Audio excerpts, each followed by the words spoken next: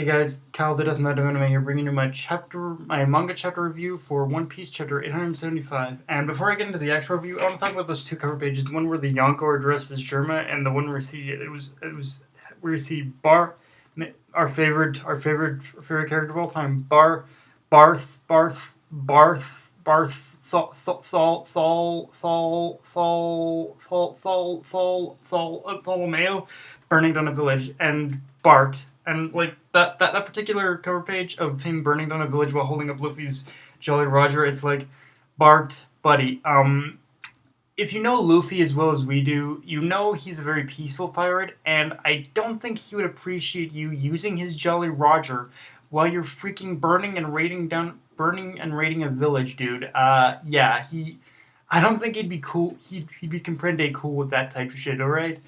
But yeah, it's like, yeah, that whole like little cover page had me laughing, and then the one with the Yonko dressed as the Germa, like nothing else to say. That whole the artwork on that just looks sick as fuck. Like it was just awesome to see.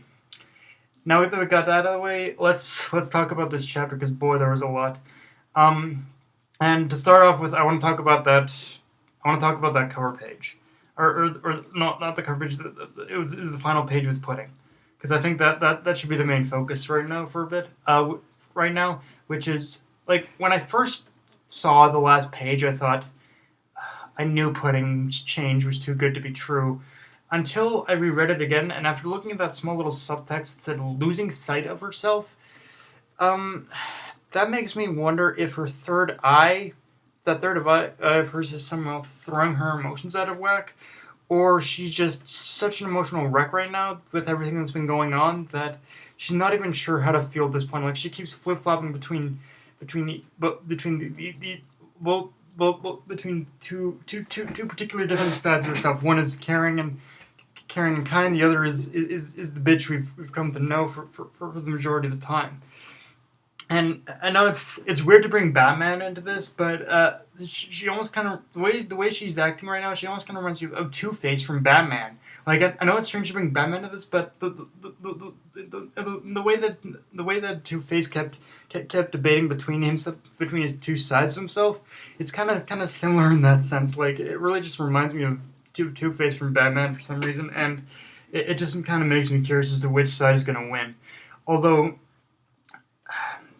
this does actually bring up some this I think this but in either case of which it is, whether or not it's a split personality thing, or if she's it doesn't matter. With either case, I guess you could say it's more of a split personality type deal. And in either case of it, it seems my earlier theory about Chiffon needing to talk Pudding down might still come to pass, just not in the way, just in a different way than I thought it would. Because right now, from the way it's being set up, I imagine at this point how it'll happen is that Pudding is going to try and kill the Straw Hats, and then Chiffon is going to step in and remind her of the task at hand, which is stopping Mama's rampage, and maybe she's probably going to throw in something about Lola and how Lola made the choice to leave to get out from under Big Mom's thumb, and we'll ask her, what is it that you want to do now, Pudding? Like I think that is going to be one of the main. I'm not sure if it's going to be in the same tech context or whatnot, but I do feel that is one of the things that is going to be addressed here. Is that Pudding is going through such kind of a dual split personality kind of distressed right now, that it's going to be up to Chiffon in order to talk her down and say, look, what is it that you want to do? Do you want to follow Mama's orders, or do you want to think for yourself at this point? Like, yeah, I do believe at this point that that's kind of one of the things that is going to happen. Um, but yeah, it's like, yeah, but and in either case, it should be interesting to see which future side the Pudding decides to choose from, because it's from what we learned, Pudding is such an emotional wreck that it's anyone's game as to which side she chooses. If she chooses to fight, she chooses to fight, or she chooses to kill the Straw Hats, or she chooses to think for herself.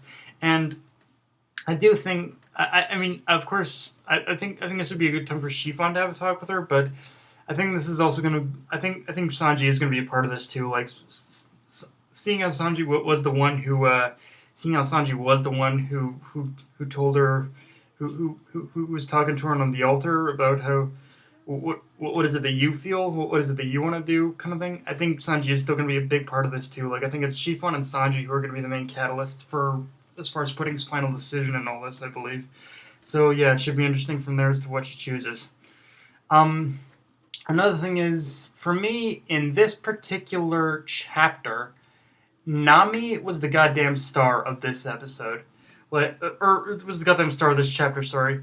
And that's actually one thing I've really found interesting about One Piece lately, like particularly the whole Cake Island arc as a whole, is that this arc in general has had a lot of absolutely great moments in this great moments for Nami.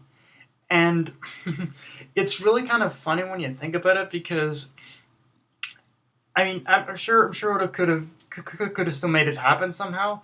But if you really think about it, a lot of the absolutely great moments that we've had with Nami in this arc, they seem to be revolving. It's a lot of the great moments we've had with Nami in this arc.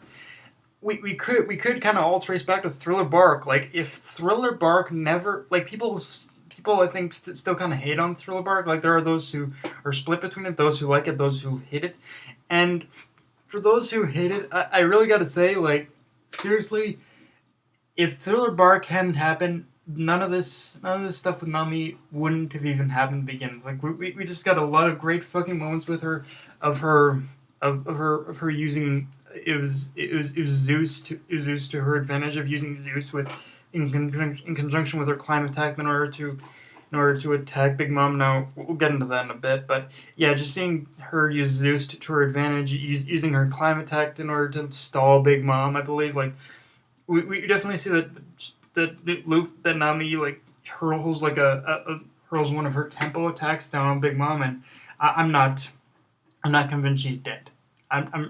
Or she's finished. Like I think Big Mom was just stalled. I don't think she's done for good. I think she was just stalled temporarily. Um, and I know there are going to be people who might question how Nami was able to hurt Big Mom like that.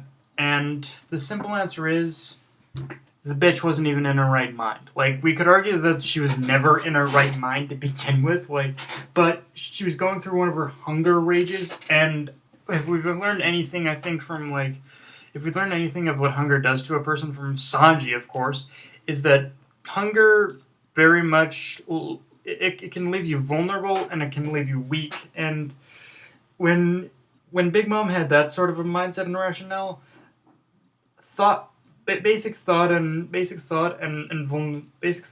invincibility, those things just fly out the window, especially when you're hungry. Like it's when you're hungry when it's I think if there's anything we've learned from Sanji, it's that when you're hungry is when you're most vulnerable, and Big Mom is no exception. Like I think hunger is of course Big Mom's main weakness, and in this case it was very well executed. Like Oda knew in order to use Big Mom's hunger to basically the Straw Hat's advantage, and I really like that. Like I don't like I said I don't think Big Mom was defeated. I think she was just stalled, but it's because of Big Mom's hunger that they were able to stall her to begin with. Like I really believe that. Like I thoroughly believe that's basically what's going on here. Like yeah, I don't think she's defeated, but it is. I don't think she was defeated. Again, I don't think she was defeated, but she definitely left herself wide open to Nami's attack. So yeah, that of course is there too, and and then we have the scene with and I think looking at the setup, of course, with Chopper and Brook taking on I think it was Perospero and his troops. Like I think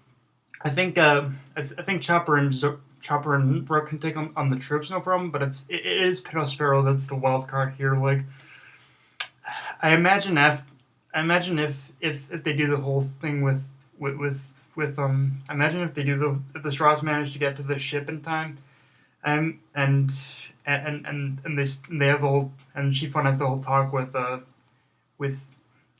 with pudding and whatnot. I imagine what's going to happen is that the Strats are going to arrive on time and probably take Perispero by surprise or something like that, and that'll be the opportunity for them to make their escape. I think, like, again, I don't see any of Big Mom's people getting other than Cracker who got defeated.